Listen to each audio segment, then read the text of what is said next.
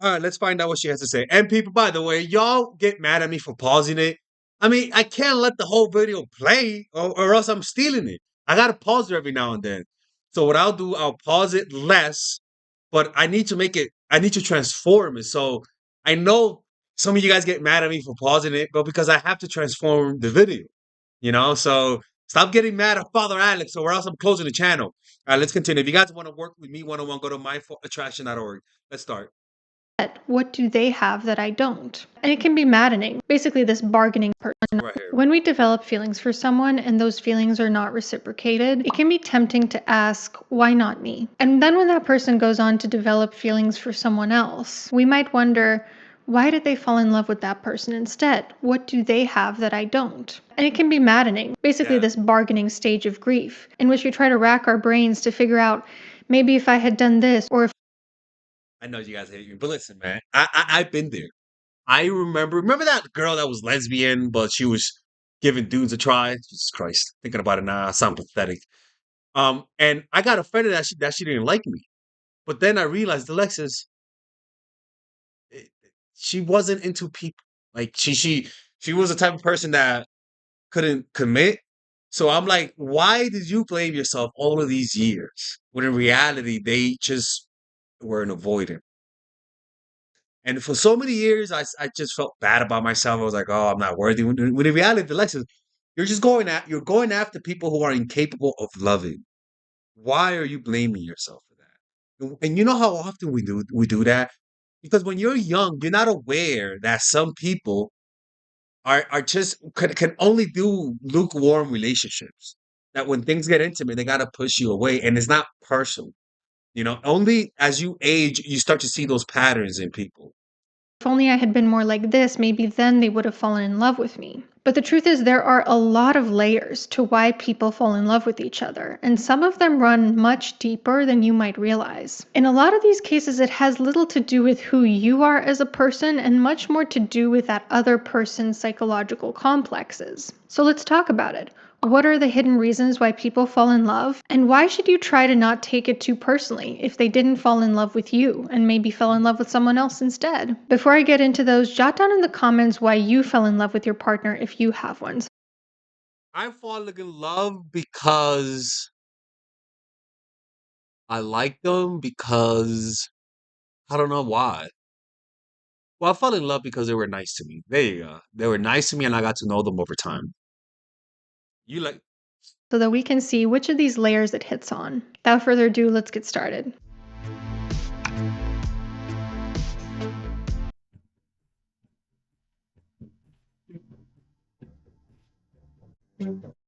she got a book to sell. Let me see. Sorry about that. Um this channel is pausing, ladies and gentlemen. Let's put this right here.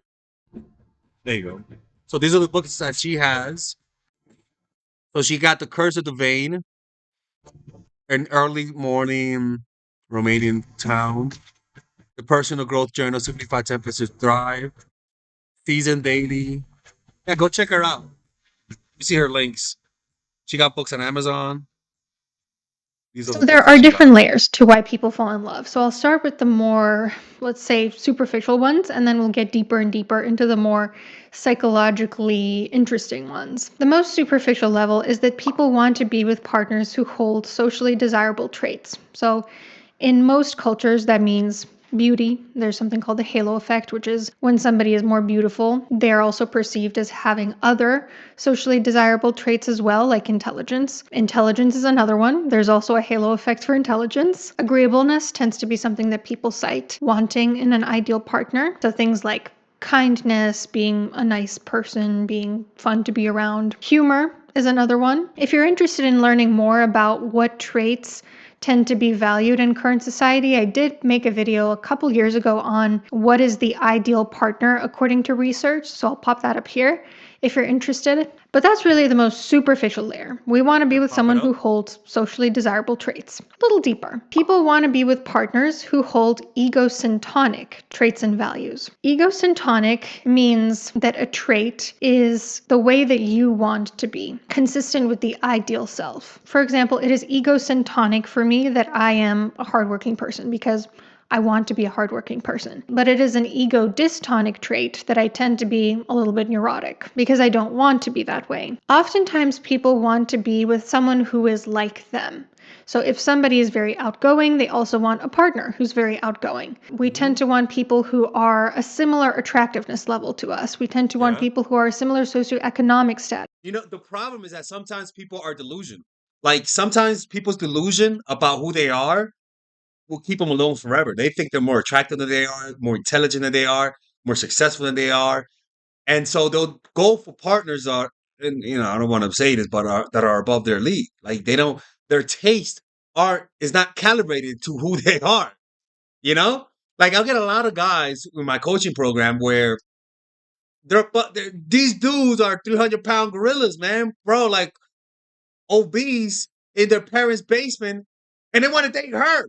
And it's like, bro, like easy there, big boy. Like you gotta lose weight, bro. They're like you gotta die. Like why are you getting depressed? You can't get her. You can't. You could if you work on yourself, but right now you can't. Right? And so that delusion will make them say, "Oh, I don't want that girl." I'm like, dude, you guys are literally the same attract. That's your girl. She's like, no, I want that girl right there. I'm like, no, bro, that's not yours, right? And so that's a sign that's a way of self sabotaging where you fall in love with people that are above your league, almost like in a way to keep yourself single forever. I'll be honest with you. So it's like, and that delusion only happens because of low self esteem. Who you are is not good enough. So you rather create a false self in your mind at the sacrifice of your actual relationships. This is us. Sometimes it also means we want to be with someone who holds a trait that we want but don't yet have. For example, if you're very shy, you might be drawn to very outgoing people if you yourself wish you were more outgoing. So, part of all of this is that we are drawn to people who are similar to us because it makes us feel validated as human beings. It gives us an ego boost that, yes, what I am, what I want to be. It's like Aubrey Marcus and his cult, right? Right? Um, like the hipster with the hipster girl, or even a Better Call Saul where he was with his wife. They're both kind of like the same. Or House of Cards where his wife was also a politician. And so yeah, exactly. But then like you see Breaking Bad where him and Skyler were the same, but then when he started doing drugs, when he started selling drugs, he started becoming a different person. So he started to split them up, right? That's why sudden success can break up a couple because the sudden success, the recipient of the sudden success could change.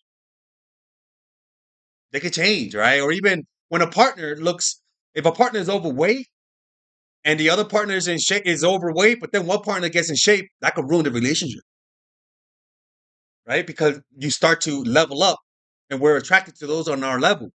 And if the partner who's below you sees you leveling up, they'll get jealous and try to get you to gain weight. Like, Be that is good. That is the good way to be. Part of it is also their relationships.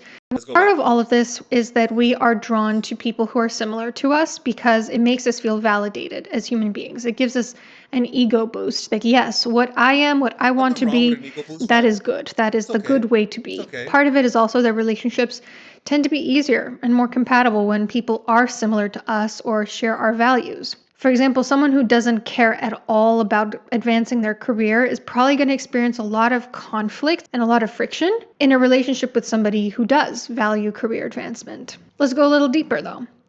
People also tend to fall in love with someone who embodies their shadow self. The shadow self is a Jungian term. It's a personification of everything we reject about ourselves, everything we want Mm-hmm. not to be, everything Yep. ego dystonic. So, for example, if you are a very conscientious, risk averse person who's terrified of getting into trouble, you might sometimes be drawn to someone who is the exact opposite, who's quite Yep. impulsive Yep. and erratic because it excites you, it brings balance I'm to you. interrupted. And maybe that's because deep down you need to lighten up a bit. You want to embody a little taste of their personality unconsciously. And also, you tend to live vicariously through them, right?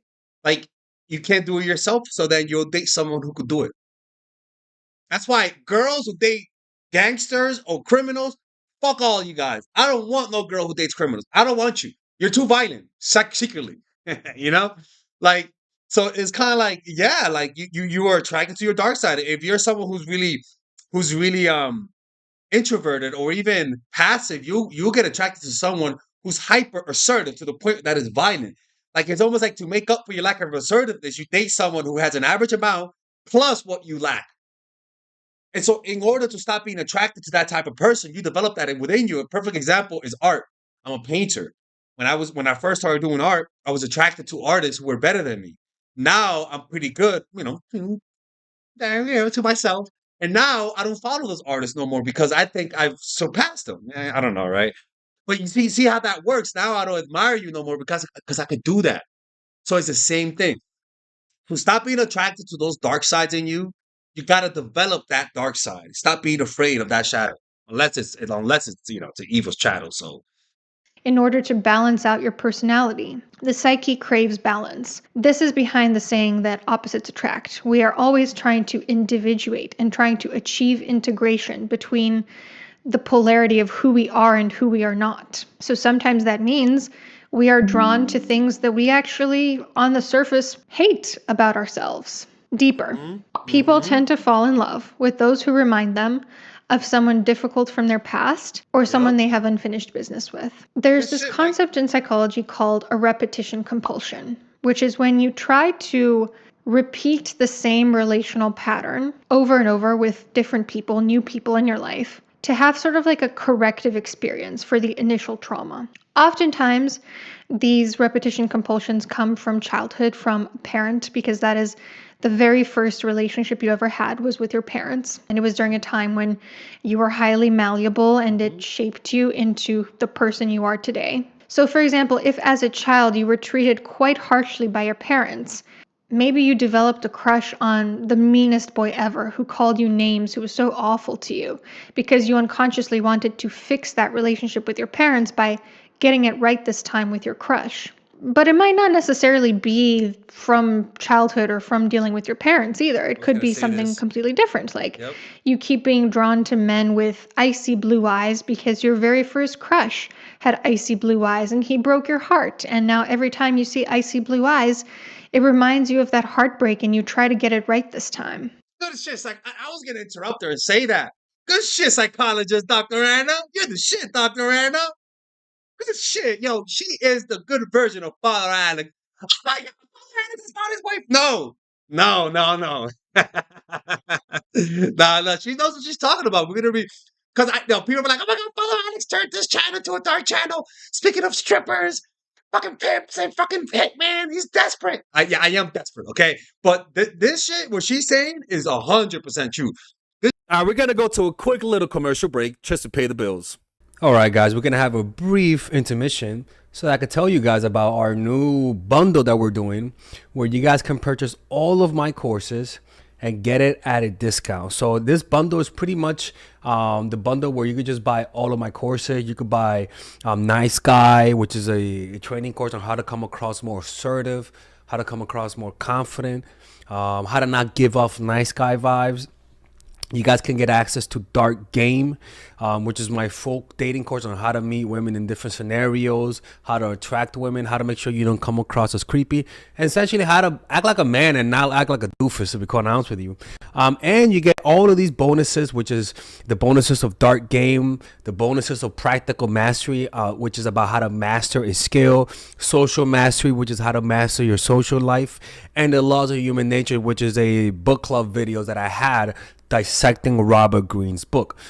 All of this is naturally at around naturally is at $346, but you guys can purchase this bundle and get it at what's the price again? Get it at 238 pretty much. So you guys can purchase it right now. It's a money back 30-day money back guarantee. It's a good way to, rather than just buying them individually and paying extra, you guys can just purchase everything at a discount price. Now, the only thing I don't like is the fact that I'm giving you a lot of information at the same time. That makes me kind of scared because a lot of times people don't do the things that I teach when you get too much information. But I've gotten too many requests to do this, so I'm just satisfying you guys. Purchase it right now by clicking on the description down below where it says purchase the bundle. All right, let's continue with the video.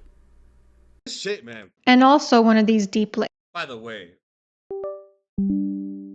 layers is that people tend to fall in love with partners who feed their unconscious self-esteem needs. For example, if you are someone who unconsciously believes that they hold no worth, you might be drawn to partners who mistreat you, who confirm that belief.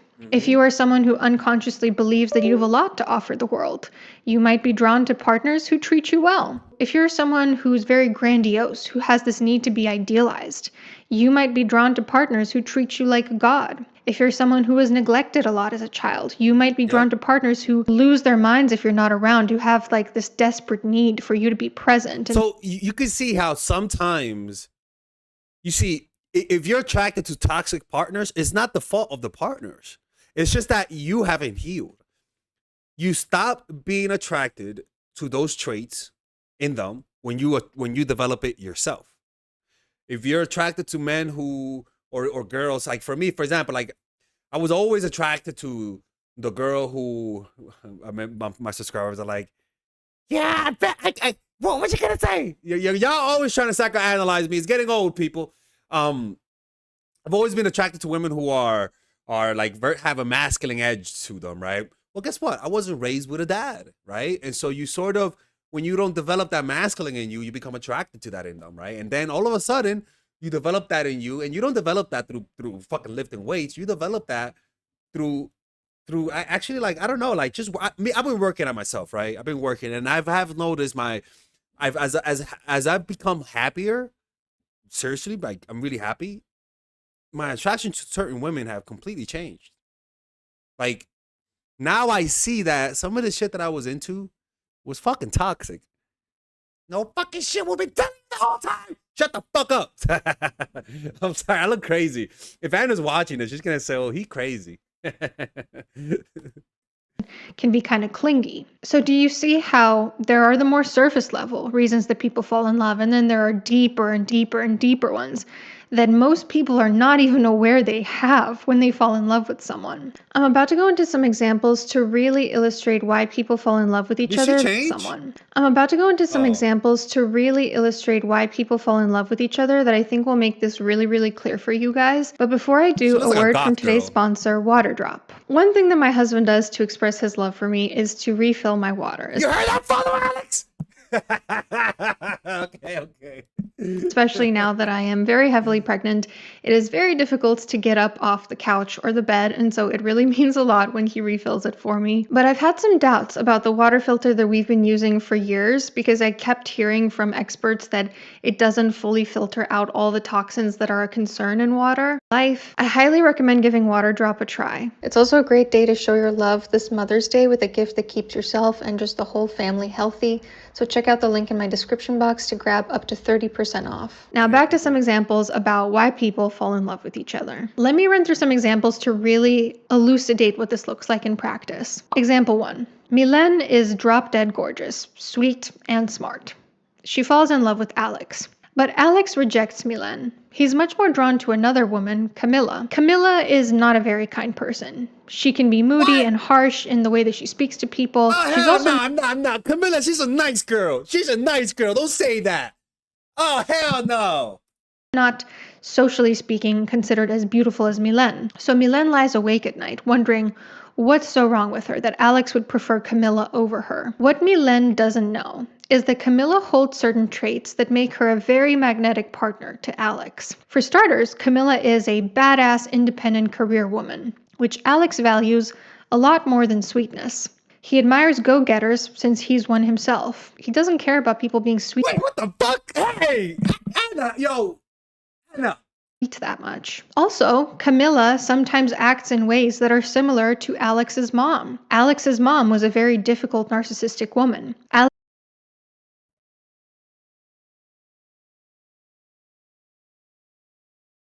People, this is a coincidence. Oh, what the fuck? Listen, I love my mom, man. I don't like to talk shit about my mom, man. You know what I'm saying? Everyone is not perfect. I'm not perfect, but yeah, she was a little narcissistic, but she's a very lovely lady.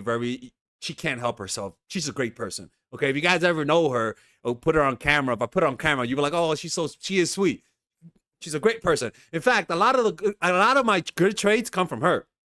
Like my compassion, my empathy. It really does come from her. So I don't. I feel bad for talking bad about my mom many times on this channel because like I understand my frustration with her, but I shouldn't do that.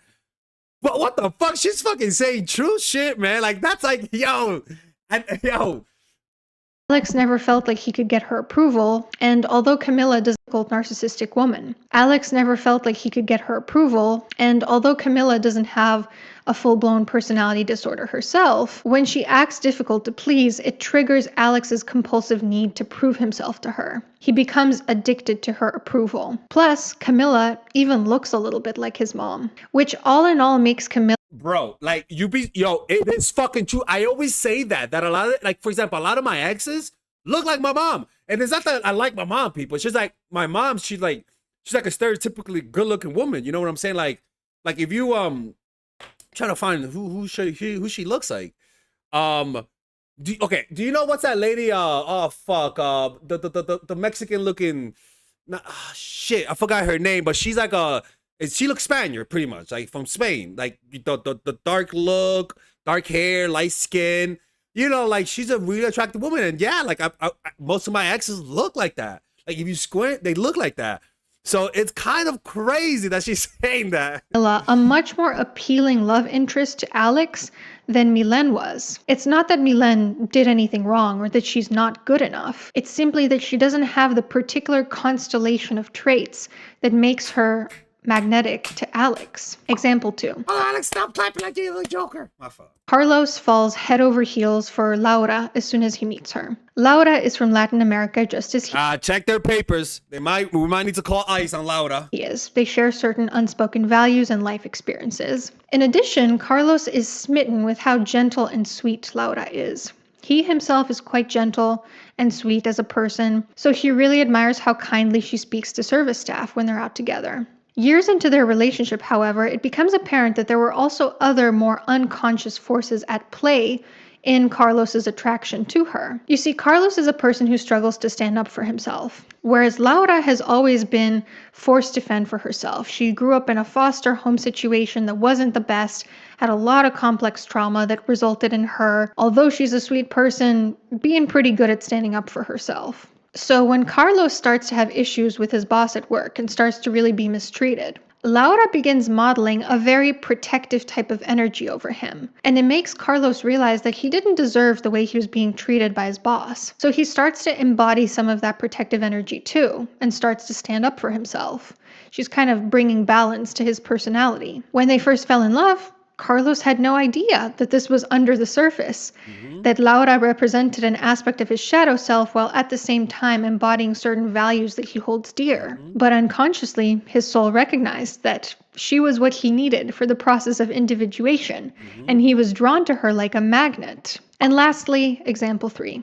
Mark falls in love with Judy. The two of them have a lot in common. They're both from the same culture in the South, they share the same values, so on and so forth. Mark worries that he's overplayed his hand to Judy, that he's maybe scared her off by telling her how into her he is. The very next week, Judy starts dating Ahmed, who's even more clingy and possessive than Mark. What Mark doesn't know is that when she was a little girl, Judy's mom told her to never date Middle Eastern men. Judy's mom was racist and Islamophobic. And ever since that moment, Middle Eastern men... Time out. Look, I'll be honest with you. Father Alex is not so... I don't care. It's going to sound Islamophobic, racist, I don't care. But usually, the most toxic calls, meaning where women ask me for advice, were because they were dating Middle Eastern guys in Saudi Arabia. I will be very specific. Middle Eastern guys from Saudi Arabia have, out of all the calls from women asking me for help, were the worst ones.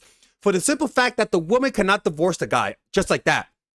There were times when I got calls where she said that her husband was cheating on her with multiple men, and she was stuck in her room because she couldn't get out. There was one time in story where this girl was punished by her family because the man was cheating. She was calling me in secret.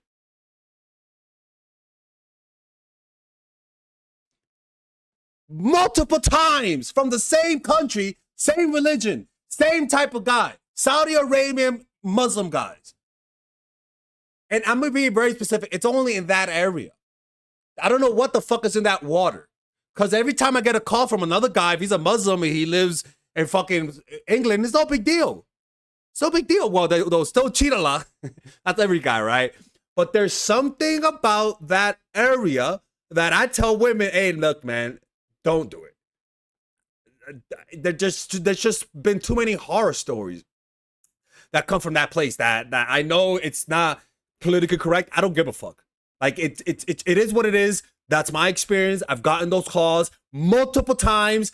It's so badly that I still think of it to this day. Some of these stories are just sad, man. Sad. Where the guy's beating the girl, but because of the religion, she can't leave. Get the fuck out of here, bro. That's some straight up bullshit. Started to be kind of like a forbidden fruit for Judy. She started to find them very attractive. With that, men started to be kind of like a forbidden fruit for Judy. I never thought of that way. That is insane. That makes a lot of sense, actually. You got to be careful what you tell people not to do. Because if they're rebellious, they'll go for that. That makes sense. That makes a lot of sense. That's why black guys, a lot of the times, like they're so attractive because they're forbidden fruit. All the YNs, YN dick. I mean, not YN dick, but you know what I'm saying. Like, I totally get it. Attractive without even realizing why. And so every time she dates a Middle Eastern man, she feels like she's rebelling against her strict authoritarian mom, which feels like a delicious taste of freedom. What she doesn't realize is that Ahmed is actually similar to Judy's mom in some ways. He can be quite controlling and jealous, and unconsciously this leaves Judy craving a relationship with him because she thinks if she just gets it right this time, she'll be able to do over the relationship with her mom. But again, Mark doesn't know any of this. So he just watches Judy and Ahmed's toxic relationship from afar, wondering All right, let's continue. when she seems so put off by his own clingy behavior. Mark comes to the conclusion that he must not be enough of a Chad for Judy, and the women just only want bad boys and screw over the nice guy. Little does he know the truth. Moral of the story, you guys, it's not personal. Or actually, it is personal. It's really, it's not you, it's me. And it's true, man. Those motherfuckers who told us that, they were being truthful. It makes a lot of sense. It's hard not to take it personal, but as you get older, you start to see, okay, it's true, man. Like, because why the fuck are you choosing him over me? This explains it. Like, this explains why guys would cheat on the girl that's really attractive with an unattractive woman. There's a lot of reasons that has nothing to do with you. It has more to do with them. And that's very hard to accept, but it's true. And it's kind of comforting, to be honest with you. It has to do with like personal traits that you hold. But it's not that you're not good enough for this person to fall in love with you. People tend to fall in love because of a mix of reasons. Some ways in which they're similar to their love interests, some ways in which their love interests are different and sort of complement some things that's missing from their life, some ways in which their love interest reminds them of someone from their past. Truth is, sometimes there is something you could have done differently to win over this person's affections. You know, like if you were super intense and stirred a lot of drama, Yeah, needy and creepy. If you hadn't done that, this person would still be with you. Yep, or if you had really bad hygiene and this person found it difficult to talk to you because of your halitosis, maybe changing that could have changed the outcome of them breaking up with you. Mm-hmm. But there are always deeper factors at play too. But the problem is that the ego will always turn everything into me, right? Me. When in reality, it's like, dude, like, it's not you, it's them. I know it's hard to believe, but it's true, you know? That was amazing. That was an amazing video. I'm not even gonna lie. That was amazing. I mean, that's why she has more subscribers than me and her channel's not dying. That was amazing, man. That was an amazing video. I mean, we should do more of her. We should let go of the stripper stuff. You know? Because she got a lot of great videos. Yeah, ADHD talk is misinformation. Yeah, of course. Yeah, man. Yeah, good shit, man. She should make more videos, man. Anyways, man, let me know what you guys think about her. I mean, about this video, and yeah.